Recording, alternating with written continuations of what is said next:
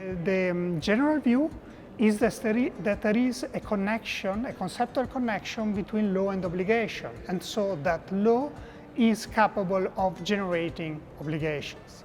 However, this idea is only acceptable as long as we conceptualize the law in a certain way. If we understand the law as a set of commands, of orders, or directives coming from the political authority, and that's it, then we cannot conclude, we cannot be sure that law can generate obligation. And why?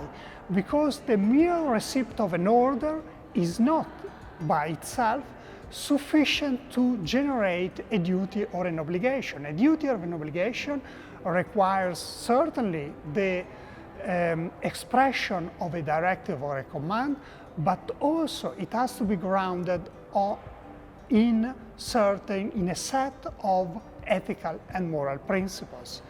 It is only insofar as law is acknowledged to be a system which is grounded in values that are acceptable, shareable by the society at large, that law can be regarded as the source of obligations, of real or genuine obligations.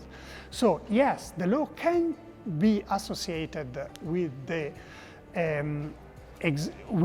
generation of obligation, but only as long as a given idea of law is endorsed, and in particular that law is regarded as an ethically and morally justified social practice.